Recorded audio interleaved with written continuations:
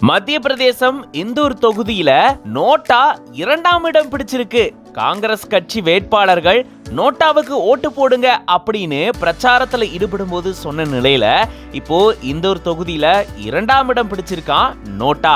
NOTA அறிமுகம் செஞ்சதுல இருந்து இப்போ வரைக்கும் அதிக அளவுல கிடைச்ச வாக்கு இங்கதான் அப்படின்ற மாதிரியும் சொல்லப்படுது.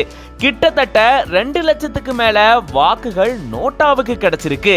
மத்திய பிரதேச மாநிலம் இந்தூர் தொகுதியில காங்கிரஸ் கட்சி வேட்பாளரா களமிறக்கப்பட்டிருந்தாங்க அக்ஷய கந்திபாம் அப்படின்றவரு. ஆனா கடைசி நேரத்துல கண்டிபாம் தன்னுடைய வேட்புமனுவை வாபஸ் வாங்கிட்டாரு.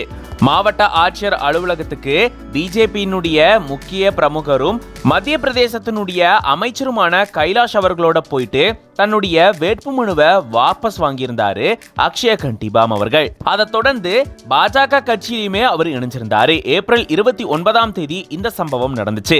கடைசி நேரத்துல இந்த மாதிரி காங்கிரஸ் கட்சியில இருந்த இந்த வேட்பாளர் தன்னுடைய வேட்புமனுவை வாபஸ் வாங்கினது மட்டும் இல்லாம பாஜக கட்சியில சேர்ந்தது காங்கிரஸ் கட்சிக்கு மிகப்பெரிய ஒரு பாதிப்பை ஏற்படுத்தியிருந்தது. அதை தொடர்ந்துதான் அம்மாநில காங்கிரஸ் தலைவர் மற்றும் காங்கிரஸ் பிரமுகர்கள் நோட்டாவுக்கு வாக்களிங்க அப்படின்னு பொதுமக்கள் மத்தியில பிரச்சாரத்துல ஈடுபட்டு இருந்தாங்க.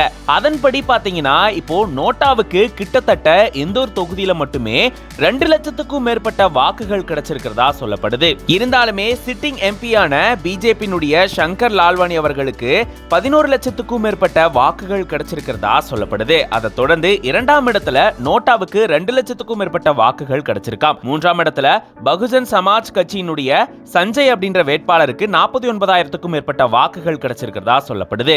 நோட்டா 2 லட்சம் வாக்குகளுக்கு மேல பெற்று 2ஆம் இடம் பிடிச்சிருக்கிறது எல்லாருமே ஆச்சரியத்திலையும் அதிர்ச்சியிலையும் ஆழ்த்திருக்கு.